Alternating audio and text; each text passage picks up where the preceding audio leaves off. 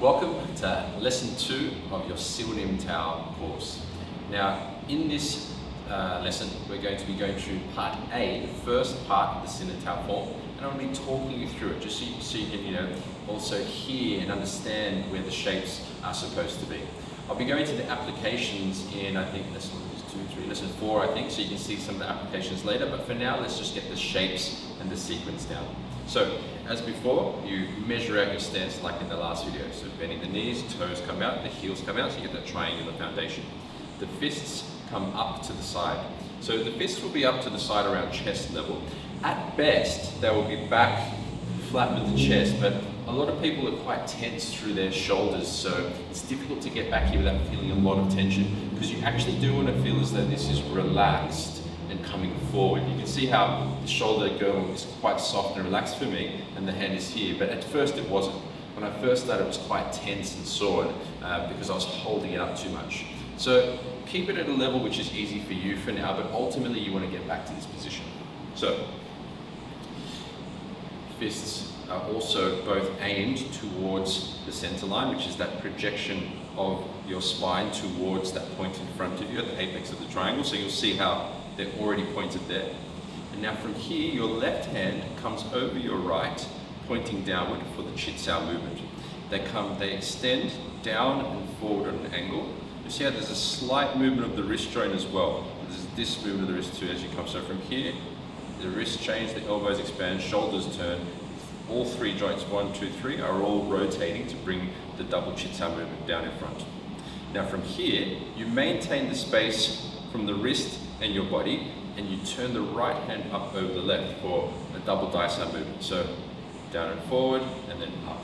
Now making sure you keep that distance between you, you're not collapsing this angle. So down and forward, and then coming up. From here, you close the fists and bring the hands back. Now the left hand reaches into your center line, in a fist shape, about half a fist distance from your chest. Now from here you reach the hand directly forward into a straight arm. Now this is completely in front of the center, and the contact point would be the bottom 3 knuckle area. Now the arm goes completely straight, so you completely straighten the arm, but you don't lock the joint out. Yeah?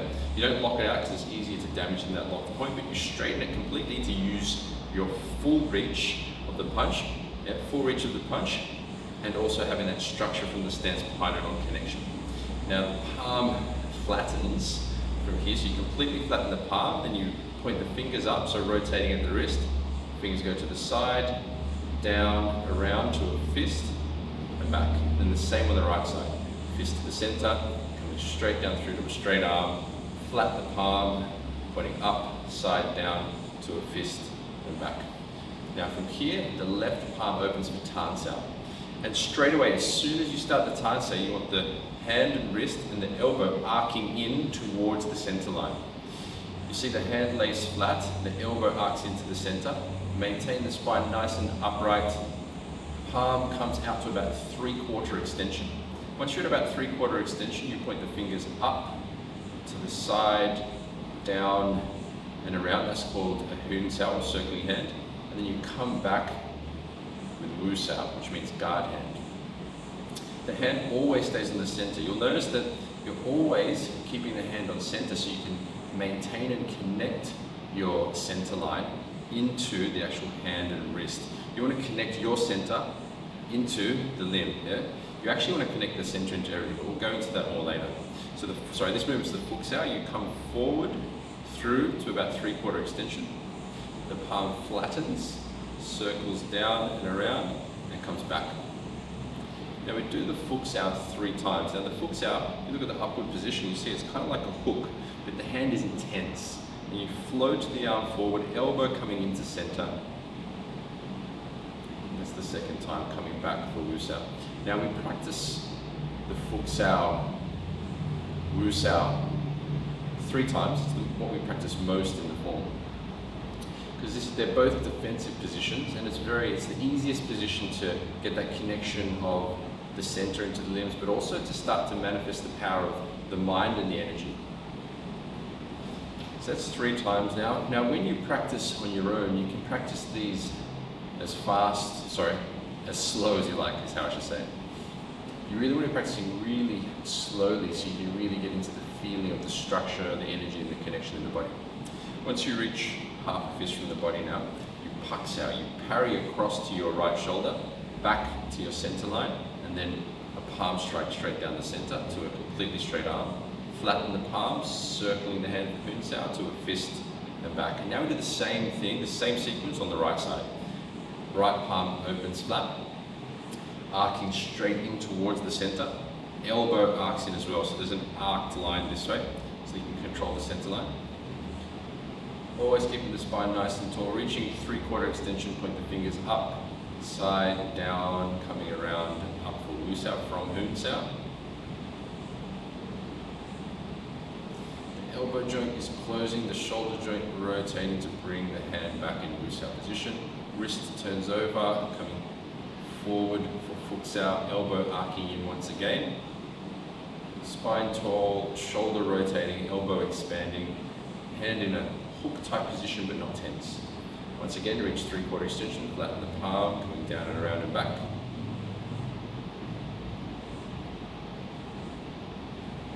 Coming straight down the center. Coming down and forward, I think this is the third time. Coming down for the Fu Sao. So we practice this 3 times on each side. Flatten the palm, coming around and back. And once again, once you reach about half a fist distance from your chest, parry across to your left shoulder, back to your center, palm strike, palm flattens, circle the hand into a fist and back. And that's part A of the Siu Tao form. Now, of course, I'm speaking to you through all the movements there, and at first you're going to want to just learn the sequence and learn the shapes and the positions. My master actually said, the first step is to make the form beautiful, which I agree. Get the sequence and get the shapes nailed, get them perfect, so you no longer have to think about them, and you can start to put the energetic condition, the mind force and the chi into it, otherwise known as the state. Anyway, if you have any questions at all, please put them in the comments below or hit me up on any of the socials, and I look forward to seeing you in our next lesson.